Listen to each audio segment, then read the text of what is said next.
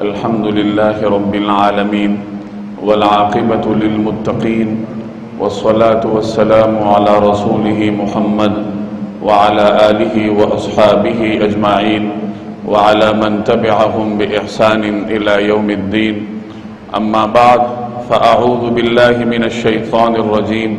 بسم الله الرحمن الرحيم.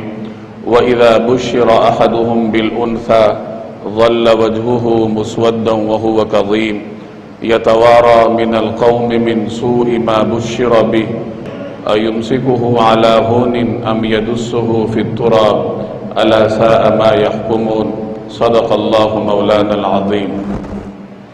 بزرگان محترم اور میرے عزیز دوستوں اور بھائیوں، اللہ تبارک و تعالی نے نسل انسانی کا سلسلہ ایک مرد اور ایک عورت سے شروع کیا ہے. یا ایھا الناس انا خلقناکم من ذکر و انثی، کہ اے لوگو ہم نے تمہیں ایک مرد اور ایک عورت سے پیدا کیا. وجعلناکم شعوبا وقبائل، اور پھر ہم نے تمہارے مختلف قبیلے اور مختلف قومیں بنا دیں. لتعارفوا، تاکہ یہ قومیں اور قبائل تمہاری پہچان کا ذریعہ بنے اور ان کے ذریعے تم لوگوں کو اپنا تعارف کروا سکو کہ میرا تعلق فلاں قبیلے سے ہے یا فلاں قوم سے ہے. تو اللہ جل جلالہ نے نسل انسانی کو ایک مرد اور ایک عورت سے آگے پھیلایا ہے. مرد اور عورت یہ زندگی کے گاڑی کے دو اہم پہیے ہیں. جب یہ دونوں پہیے اس گاڑی کو مناسب طریقے سے لگے ہوں اور اپنی اپنی ذمہ داریاں درست طریقے سے سر انجام دیتے ہوں تو زندگی کی یہ گاڑی چلتی ہے. اور اگر ان دونوں پہیوں میں سے ایک بھی متاثر ہو جائے کسی بھی وجہ سے کہ اپنی ذمہ داریاں صحیح طریقے سے سر انجام نہ دے یا دنیا میں کائنات میں اس کا حقیقی منصب سمجھا نہ جائے، اس کو اپنے حقوق فراہم نہ کیے جائیں، تو پھر کائنات کا جو سلسلہ ہے، زندگی کا نظام متاثر ہو جاتا ہے. زندگی کو معمول پر رواں رکھنے کے لیے ان دونوں کا معمول کے مطابق ہونا ضروری ہے. اس کائنات میں چونکہ عام طور پر مرد غالب رہا ہے عورت کی بنسبت، حکومتیں مردوں نے کی ہیں، جنگیں مردوں نے لڑی ہیں، بڑے بڑے نامور سپہ سالار مرد گزرے ہیں.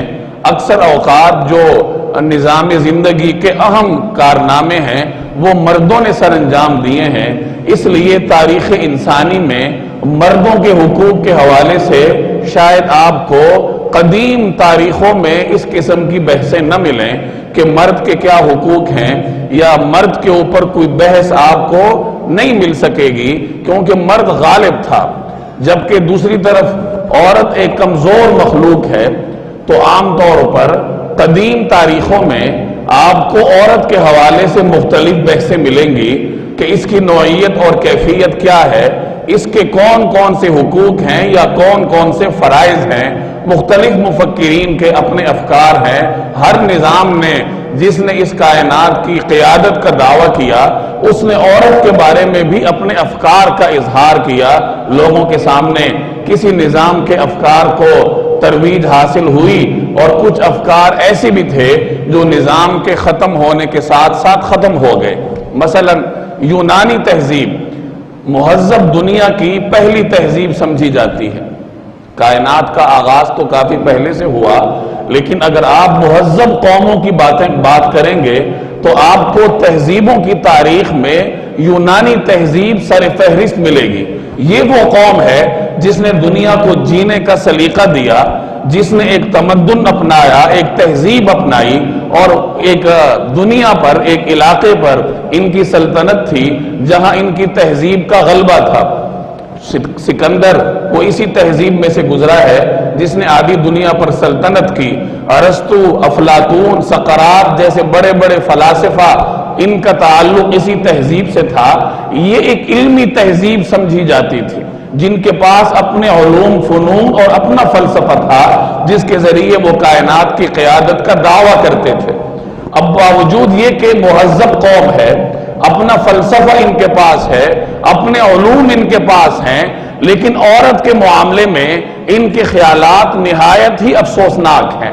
عورت کو یہ برائی کا ذریعہ سمجھتے تھے، وہ یہ خیال کرتے تھے کہ اس کائنات میں جو بھی برائیاں برپا ہوتی ہیں وہ عورت کی وجہ سے ہوتی ہیں۔ چنانچہ سقراط کا یہ جملہ معروف ہے کہ کائنات میں فتنہ اور فساد اگر پھوٹتا ہے تو وہ عورت کی وجہ سے ہوتا ہے، عورت اس کا منبع اور مرکز ہے۔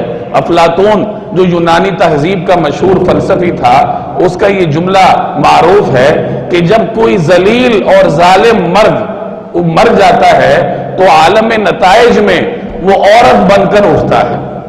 عورت ان کے ہاں ان کے خیالات کے مطابق اس قدر گری ہوئی مخلوق تھی کہ وہ یہ سمجھا کرتے تھے کہ جو مرد اس دنیا میں ظلم کرتے ہیں یا جو مرد اس دنیا میں اچھی زندگی نہیں گزارتے تو جب اگلی دنیا میں وہ اٹھیں گے تو وہ عورت کا روپ دھار کے اٹھیں گے، گویا کہ عورت ان کے ہاں ایک قسم کا شیطانی روپ تھا۔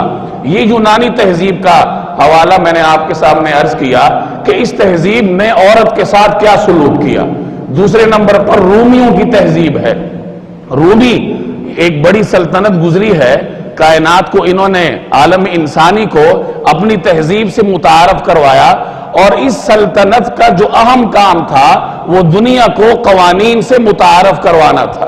رومیوں کے قوانین بڑے معروف ہیں، آج بھی مغربی دنیا کے اکثر قوانین ان کا ماخذ یا اصل رومی کوئی نہ کوئی قانون ہوتا ہے کہ رومی قوانین میں رد و بدل کر کے اپنے ہاں وہ رائج کرتے ہیں۔ تو رومیوں کے ہاں قوانین کی بنیادی حیثیت تھی، منظم قوانین کی وجہ سے وہ دنیا میں معروف تھے۔ اب ان کے ہاں ایک قانون تھا کہ اگر کسی خاوند کو اپنی بیوی پر کوئی شک ہوتا ہے بدچلنی کا تو وہ اپنی بیوی کو سزائے موت دے سکتا ہے، عدالت سے رجوع کیے بغیر محض شک کی بنیاد پہ خاوند اپنی بیوی کو سزائے موت دے سکتا ہے، اور سزائے موت دینے کے لیے آلے اور طریقہ کار کا اختیار وہ بھی مرد کے پاس تھا کہ وہ جس طریقے سے چاہے اپنی بیوی کو سسکا کر تڑپا کر اذیتناک موت مارے، قانون اس کو نہیں پکڑ سکتا، قانون کی پشت پناہی اس کو حاصل ہوا کرتی تھی۔ یہ صورتحال تھی۔ اس ایک قانون کے ذریعے آپ سمجھ سکتے ہیں کہ رومیوں کے قوانین میں یا رومیوں کے معاشرے میں عورت کی کیا حیثیت تھی۔ یہ تو ہم نے بات کی معروف تہذیبوں کی کہ عورت کے حوالے سے ان کا نقطہ نظر کیا تھا۔ اب ذرا آسمانی مذاہب کو دیکھ لیجئے۔ یہودیوں نے اپنے مذہب کا حلیہ بگاڑا اور اپنی مقدس کتابوں میں، اپنے مذہبی لٹریچر میں عورت کے حوالے سے بڑے عجیب و غریب خیالات شامل کیے۔ چنانچہ وہ یہ سمجھتے ہیں کہ کائنات میں گناہوں کا منبع عورت ہے۔ حضرت آدم اور حضرت حوا کا جو قصہ نقل کیا جاتا ہے کہ اللہ تبارک و تعالی نے خاص درخت کھانے سے منع کیا اور حضرت آدم علیہ السلام نے اس کو کھا لیا، تو اس واقعے کو وہ ایک دوسرے طریقے سے نقل کرتے ہیں کہ آدم علیہ السلام سے جب پوچھا گیا کہ آپ نے یہ گندم کا پھل کیوں کھایا، آپ کو منع کیا گیا تھا، تو حضرت آدم نے عرض کیا کہ یہ جو آپ نے عورت پیدا کی ہے میرے ساتھ، حوا کی طرف اشارہ تھا، اس کی وجہ سے میں نے کھایا۔ تو جب حوا سے پوچھا گیا کہ آپ نے کیوں کھلایا تو انہوں نے عرض کیا کہ مجھے سانپ نے بہکایا تھا۔ ہمارے ہاں تو شیطان کی بات ہوتی ہے، تو ان کے ہاں سانپ کا تذکرہ ملتا ہے مذہبی کتابوں میں کہ مجھے سانپ نے بہکایا تھا۔ تو اللہ جل جلالہ کی جانب سے حضرت حوا کو اور سانپ دونوں پر عتاب نازل ہوا۔ سانپ کو یہ کہا گیا کہ چونکہ تم نے ان کو گناہ میں مبتلا کیا، لہٰذا اب قیامت تک تم ذلیل رہو گے، تم پیٹ کے بل چلو گے، تم دھول چاٹو گے، تم رگڑے کھاؤ گے اس روئے زمین پر، یہ تمہاری سزا ہے۔ اور عورت سے یعنی حضرت حوا سے مخاطب ہو کے کہا گیا کہ اب جب تم بچے جنو گی تو درد کے ساتھ جنو گی، اور یہی تمہاری سزا ہے۔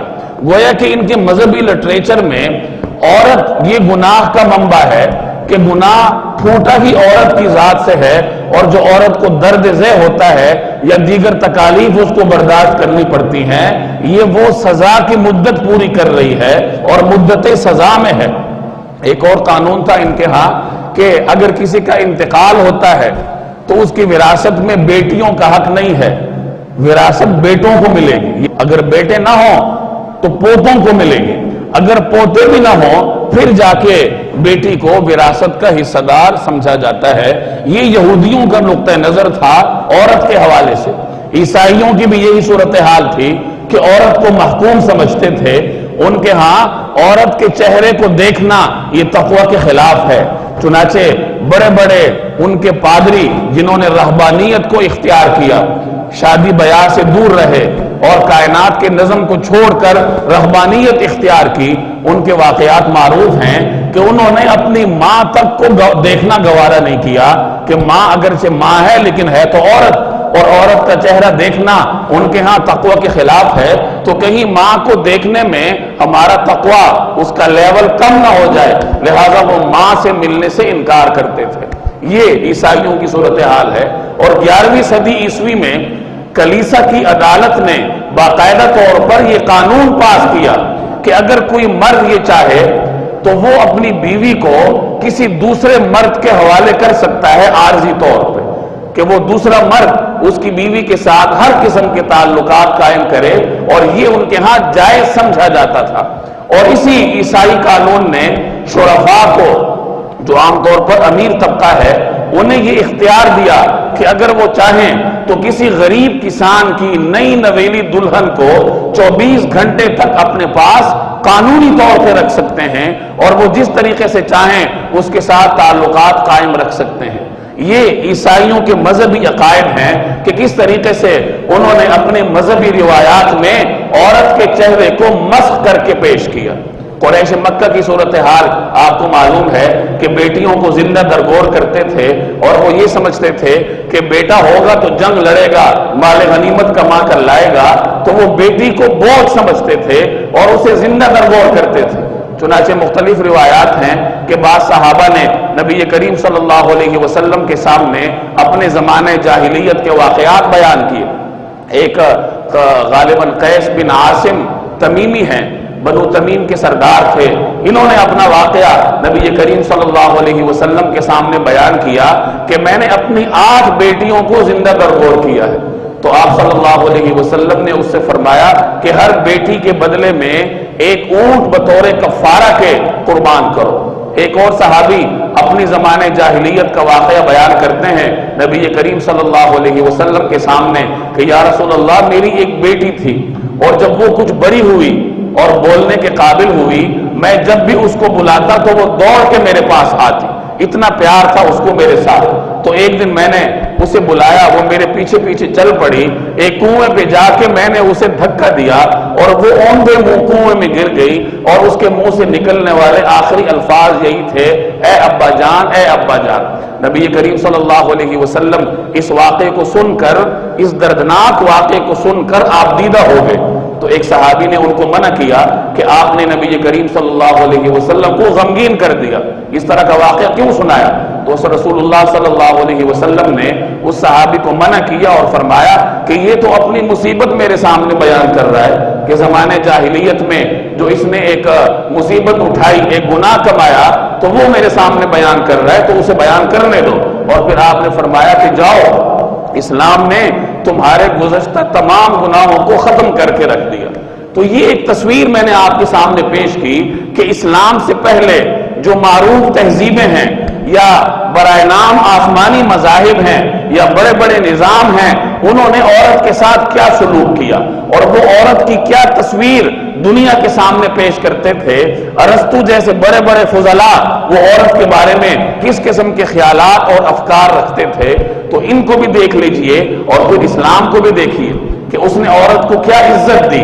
اگر وہ ماں کے درجے میں ہے تو اس کے قدموں کے نیچے جنت ہے، اگر وہ بیٹی ہے تو اس کی کفالت کرنا، اس کی پرورش کرنا یہ باپ کے لیے ذریعہ نجات ہے۔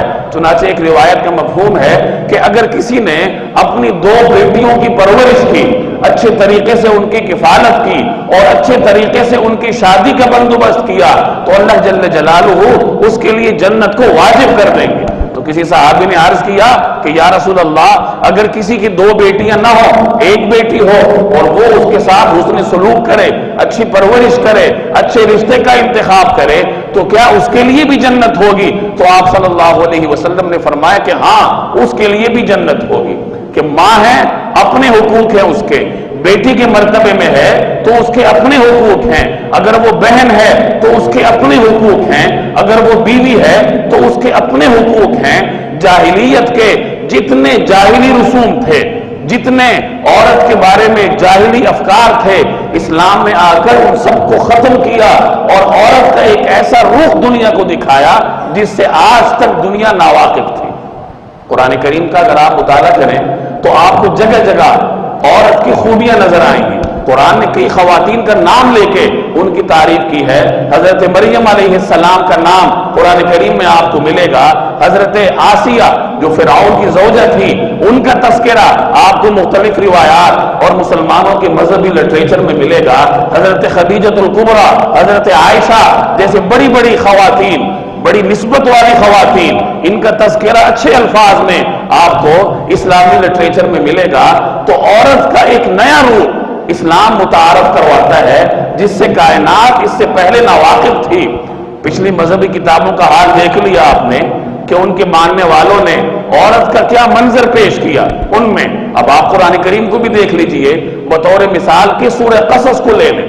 سورہ قصص میں عورت کا کردار جگہ جگہ واضح کیا گیا۔ حضرت موسیٰ علیہ السلام کے واقعے میں چنانچہ حضرت موسیٰ علیہ السلام جس وقت پیدا ہوتے ہیں تو یہ وہ صورتحال تھی کہ فرعون نے سیاسی طور پر بنی اسرائیل کو اپنا غلام بنایا ہوا تھا، اور فرعون کے پاس کسی نے یہ پیشن گوئی پیش کی تھی کہ بنی اسرائیل میں کوئی بچہ پیدا ہوگا جو تمہاری سلطنت کا خاتمہ کرے گا، تو اس نے یہ احکامات جاری کیے کہ بنی اسرائیل کے ہر پیدا ہونے والے بچے کو قتل کیا جائے۔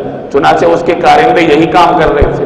اب حضرت موسیٰ علیہ السلام سے پہلے ان کے بھائی تھے حضرت ہارون، یہ حضرت موسیٰ سے بڑے تھے، اور حضرت ہارون سے بھی بڑے، ان سے بڑی ان کی بہن تھی جن کا نام تاریخی کتابوں میں مریم ہے۔ اب مریم بھی ہیں، ان کے بعد ان کے بھائی ہارون ہیں۔ اب حضرت موسیٰ علیہ السلام پیدا ہوتے ہیں، اور حضرت موسیٰ علیہ السلام کی پیدائش کے وقت صورتحال یہ تھی کہ بچوں کو قتل کرنے کا حکم تھا۔ تو حضرت موسیٰ علیہ السلام کے والد کو اللہ تبارک و تعالیٰ کی جانب سے یہ اشارہ ہوتا ہے کہ آپ اس بچے سے بے فکر ہو جائیں، اور جب آپ خطرہ محسوس کریں تو اس کو ایک تابوت میں بند کر کے دریا کے حوالے کر دیں، آگے اللہ تبارک و تعالیٰ اس کی حفاظت کا بندوبست کریں گے۔ اب یہاں بھی اگر کوئی الہامی اشارہ ہوتا ہے تو عورت کو ہوتا ہے، جس کا تذکرہ قرآن کریم اچھے الفاظ سے کرتا ہے۔ حضرت موسیٰ علیہ السلام کی والدہ، ورنہ ان کے والد بھی حیات تھے، ان کو بھی الہام ہو سکتا تھا، لیکن اللہ جل جلالہ نے یہاں ایک عورت کو منتخب کیا اور اس کا تذکرہ قرآن کریم میں بھی کیا۔ یہ پہلی عورت ہے جس کا ذکر سورہ قصص کرتا ہے اچھے انداز سے۔ دوسرے نمبر پر جب حضرت موسیٰ علیہ السلام کو ان کی والدہ نے تابوت میں بند کر کے دریا کے حوالے کیا، اب ان کی خبرگیری کرنی تھی، تو خبرگیری کرنے کے لیے ان کے بھائی موجود تھے حضرت ہارون، لیکن ان کی والدہ نے حضرت موسیٰ علیہ السلام کی خبرگیری کے لیے اپنی بیٹی کا انتخاب کیا، مریم کا۔ قرآن کریم اس کا تذکرہ کرتا ہے وقالت لأختہ قصی، کہ موسیٰ علیہ السلام کی والدہ نے اپنی بیٹی یعنی حضرت موسیٰ کی بہن سے فرمایا کہ تم اس کا پیچھا کرو اور اس پہ نظر رکھو۔ چنانچہ وہ اس کا پیچھا کرتی رہی، نظر رکھتی رہی۔ حضرت موسیٰ علیہ السلام فرعون کے دربار میں پہنچ گئے، اور وہاں پہ جب موسیٰ علیہ السلام کو دودھ پلانے کا وقت آیا تو حضرت موسیٰ علیہ السلام کسی عورت کا دودھ قبول نہیں کر رہے تھے۔ اب ان کی یہ بہن جس کی عمر 10-12 سال تھی، لیکن اللہ تعالیٰ نے ذہانت اتنی دی تھی کہ وہ وہاں دربار میں موجود تھی، اور اس نے فرعون کو، ان کے درباریوں کو یہ احساس دلایا کہ میں تمہیں ایک ایسی خاتون کا پتہ بتلاتی ہوں جو اس بچے کو دودھ پلا سکے گی، اور یہ بچہ اس کے دودھ کو قبول کر لے گا۔ اب ایک بادشاہ کے دربار میں بات کرنا، فرعون جیسی ظالم بادشاہ کے دربار میں ایک 10-12 سال کی بچی کے لیے بولنا یہ کوئی آسان کام نہیں تھا، لیکن اللہ تبارک و تعالیٰ نے حضرت موسیٰ علیہ السلام کی بہن کو یہ توفیق دی، چنانچہ انہوں نے بات کی، اور قرآن کریم نے اس کا تذکرہ بھی کیا، اچھے انداز سے کیا، ایک اچھی تصویر پیش کی۔ اب آگے جا کے حضرت موسیٰ علیہ السلام جب بڑے ہوتے ہیں اور نبوت کا اعلان کرتے ہیں، اور مختلف حالات کے پیش نظر مصر سے ہجرت کر کے مدائن جاتے ہیں، مدین جاتے ہیں، اور وہاں ایک کنویں پر دو لڑکیوں سے ان کی ملاقات ہوتی ہے، تو قرآن کریم اس ملاقات اور وہاں پیش آنے واقعات کو بھی بڑی تفصیل سے بیان کرتا ہے کہ موسیٰ علیہ السلام وہاں پہنچتے ہیں تو اس کنویں پہ کچھ لوگ جمع ہیں جو اپنے جانوروں کو پانی پلا رہے ہیں، مرد بھی ہیں اور ایک طرف یہ دو بچیاں بھی کھڑی ہیں۔ تو حضرت موسیٰ علیہ السلام ان سے پوچھتے ہیں کہ آپ لوگ یہاں کیوں کھڑی ہیں، جانوروں کو پانی کیوں نہیں پلا رہے؟ تو وہ جواب دیتی ہیں کہ جب تک یہ مرد یہاں موجود ہیں ہم اس وقت تک اپنے جانوروں کو پانی نہیں پلاتی۔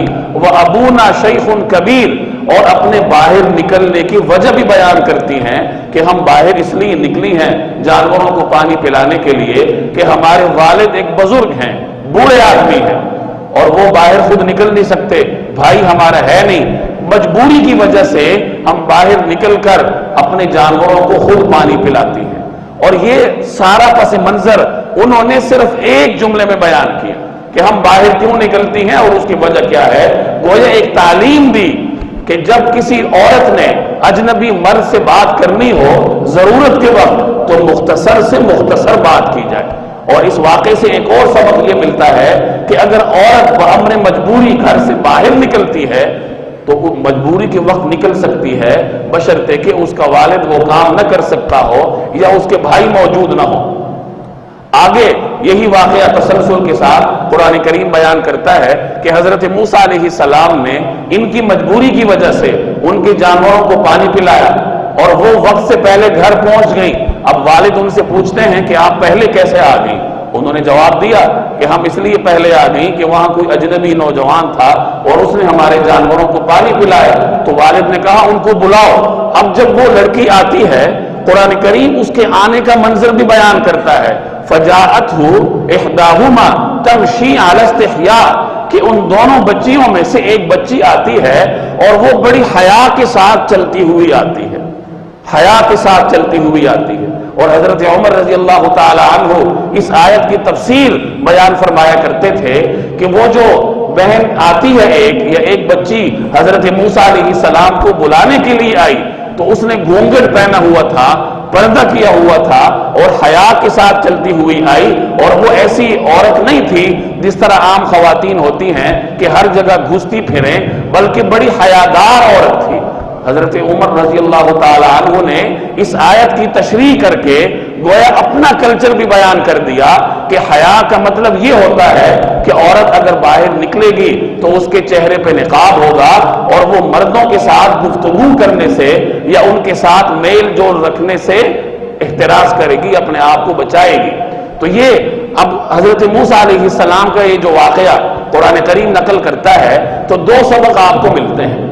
ایک تو یہ کہ قرآن کریم عورت کو احترام کی نگاہ سے دیکھتا ہے، عورت کے کارنامے کو قرآن کریم بیان کرتا ہے اور جزیات کی حد تک بیان کرتا ہے۔ اور دوسرا اہم سبق یہ ملتا ہے کہ اگر کوئی عورت کسی وجہ سے باہر نکلتی ہے تو نکلنے کی گنجائش ہے، لیکن ان طے شدہ پابندیوں کی رعایت رکھتے ہوئے وہ باہر نکلے تو نکلے۔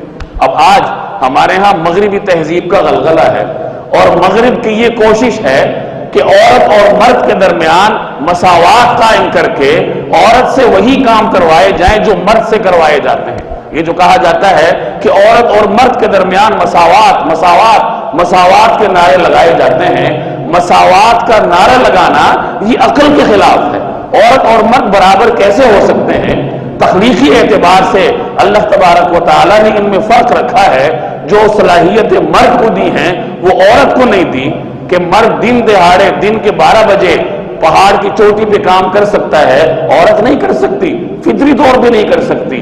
اور جو صلاحیتیں عورت کو دی ہیں وہ مرد کو نہیں دی، کہ وہ بچے کو دودھ نہیں پلا سکتا، جو کام عورت کر سکتی ہے وہ مرد نہیں کر سکتا۔ تو عورت اور مرد کے درمیان مساوات کے نعرے لگانا یہ کامن سینس کے خلاف ہے۔ اگر عورت اور مرد میں کوئی فرق نہیں ہے، یہ ہر اعتبار سے برابر ہیں، تو اللہ تعالیٰ نے دو پیدا کیوں کیے؟ دو صنفیں کیوں پیدا کی؟ پھر ایک ہی صنف پیدا کر دیتا، یا عورت پیدا کرتا یا مرد کو پیدا کرتا۔ دو صنفیں پیدا کرنے کا مقصد ہی یہ ہے کہ ان دونوں کے مقاصد مختلف ہیں، دونوں کے درمیان فرق ہے۔ تو یاد رکھیے مساوات کا نعرہ یہ مغربی تہذیب کا متعارف کروایا ہے، اسلام کا جو نعرہ ہے وہ عدل ہے۔ مساوات نہیں ہے، عدل۔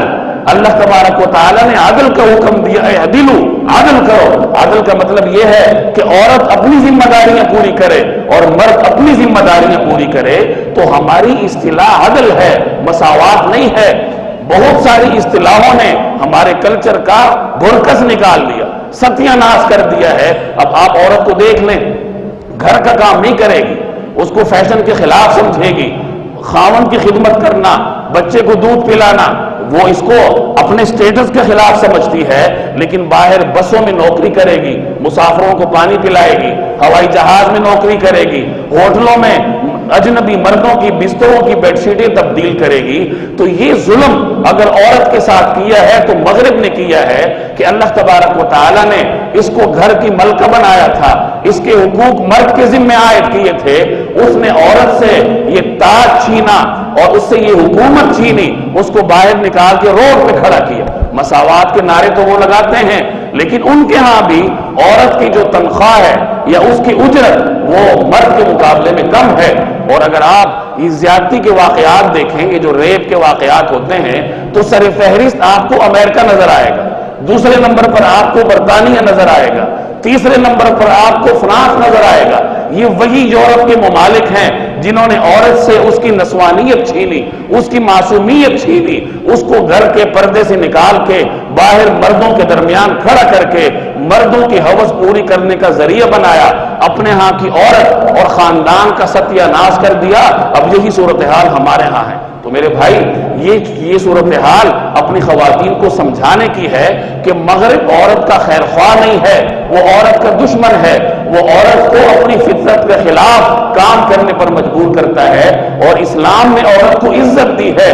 یہ تعلیمات اپنی خواتین کو سمجھانے کی ہیں کہ اسلام اگر عورت کو پردے کا حکم دیتا ہے تو وہ عورت کی حفاظت کے لیے ہے، وہ عورت کی عزت کے لیے ہے، وہ اس کو مردوں کی نگاہوں سے بچانے کے لیے ہے۔ اگر ہم یہ صورتحال اپنی خواتین کو سمجھا سکے تو یہ جو ہمارے ہاں واقعات ہو رہے ہیں، روزانہ اخباروں میں آپ دیکھتے ہیں، ٹی وی چینلز پہ آپ دیکھتے ہیں، مختلف قسم کے بدکاری کے واقعات، عجیب و غریب قسم کے انداز کی زیادتیوں کے واقعات، یہ سب مغرب کے کلچر کو اپنانے کے نتائج ہیں جو میں اور آپ بھگت رہے ہیں۔ تو اس پر تنقید کرنے سے شاید عملی فائدہ نہ ہو۔ عملی فائدہ جب ہوگا جب میں اور آپ اپنے گھر کو تبدیل کریں، اپنی بہنوں کو، اپنی بیویوں کو، اپنی بیٹیوں کو اسلام کا نظام سمجھائیں، انہیں پردے کی افادیت بتائیں، بالخصوص چھوٹی بچیوں کو لباس ایسا پہنائیں جو انہیں وقار کی تعلیم دے۔ اب ہمارے ہاں بڑے بڑے مذہبی گھرانوں میں بھی چھوٹی بچیوں کو لباس ایسا پہنایا جاتا ہے واہیات قسم کا کہ وہ اس کی عادی بن جاتی ہیں، اور پھر بڑی ہو کر بھی اسی لباس کو وہ ترغیب دیتی ہیں۔ تو چھوٹی عمر سے بچیوں کی تربیت کرنی پڑتی ہے تاکہ وہ بڑی ہو کر بھی اپنی عصمت اور اپنی معصومیت کو برقرار رہ سکیں۔ اللہ تبارک و تعالی مجھے اور آپ کو عمل کی توفیق دے۔ وما علینا الا البلاغ المبین۔